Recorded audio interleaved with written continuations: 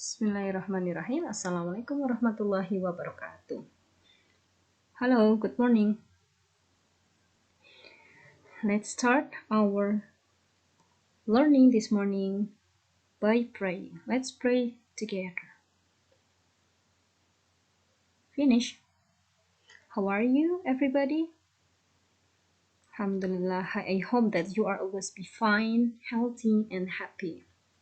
Today we are going to learn chapter 7, that is Sangkuriang. Sangkuriang is an example of narrative text. What is narrative text? Narrative text is a story with complication or problematic events and it tries to find a resolution to solve the problem. Sebuah cerita yang penuh dengan konflik atau masalah dan berusaha untuk mencari jalan keluarnya atau pemecahan masalahnya. What's the purpose? Apa tujuannya? Tujuannya yaitu untuk menghibur para pembaca cerita. Generic structure. Ada 4. First, orientation. It tells about where and when. Menceritakan kapan dan di mana cerita itu terjadi dan memperkenalkan peran-peran yang terdapat dalam cerita. Siapa dan pelaku, siapa dan apa yang terdapat dalam cerita. 2. Complication.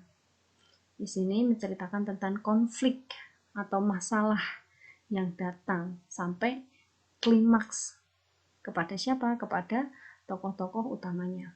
Kemudian resolution. Masalah ini diselesaikan. Masalah ini udah selesai ya. Either it in happy or sad ending. Baik itu bahagia atau sedih. Reorientation. This is a closing remark to story and it's optional. Nah, di sini adalah akhir dari cerita yang isinya adalah consists of moral lesson, pelajaran moral, advice, nasihat, atau teaching from the writer, pelajaran dari penulis. Nah, yang akan kita bahas adalah the golden star fruit tea. Nah, di sini kita akan mengetahui atau mengidentifikasi mana yang dimaksud orientasi, komplikasi, resolusi, dan orientasi. Yes, let's see, read, and break it after me. The golden star fruit tree. Pohon belimbing emas.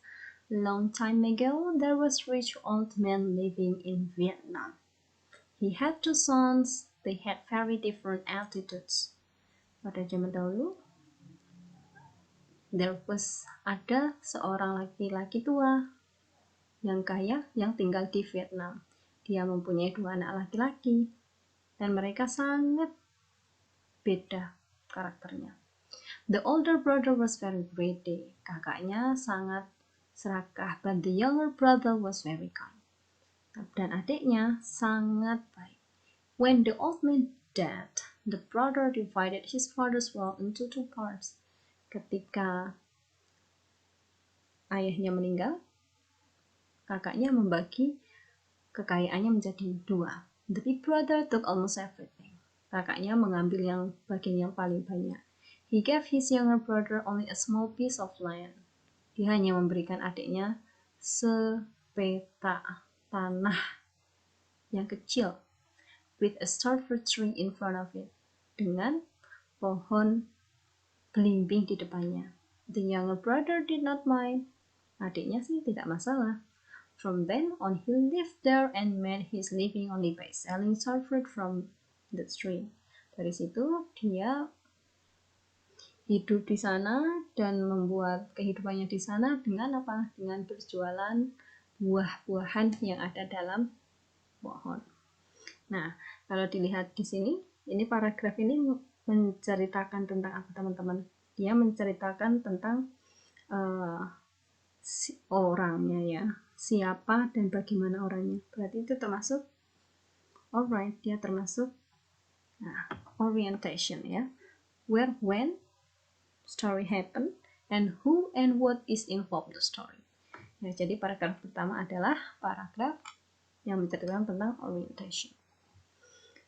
Terus kemudian yang kedua, unfortunately, a big raven often came and ate all the ripe fruits.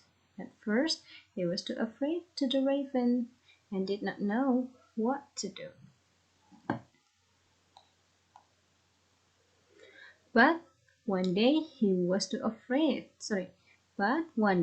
dared to approach the raven. He begged to it not to eat the fruit.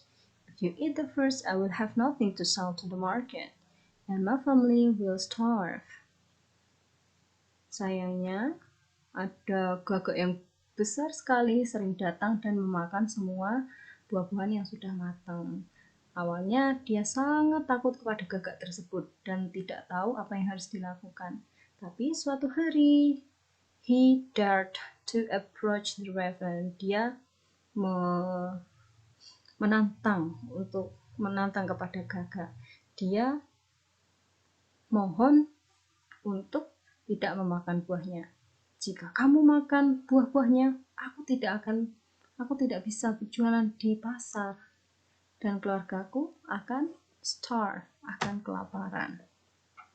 Nah, itu berarti mulai apa? Itu sudah mulai ini ya, udah komplikasi sudah mulai terlihat. Nah, terus lanjut ke paragraf 3, paragraf 4, paragraf 5, and the last paragraph 5. Nah, so friend, you may have your time, you may have a learning by continuing, dengan melanjutkan membaca ini, dan teman-teman mengidentifikasi apa bagian mana yang dimasuk orientation, complication, resolution, dan reorientation. Tuh, teman-teman, you can read it carefully. Teman-teman bisa membaca ini dengan hati-hati ya, dengan baik. Okay. Yes, that's enough for our learning, because I'm just going to show you about the report, the narrative text, what's the definition, the purpose, and the generic structure of it. Keep spirit, keep your health, and keep learning. Thank you very much for seeing this video learning. Hopefully you get the ease to do your learning. Sorry if during my delivering I do some mistakes. Let's close our learning by reciting Hamdalah together. Alhamdulillahirabbil alamin. The last I say, wassalamualaikum warahmatullahi wabarakatuh.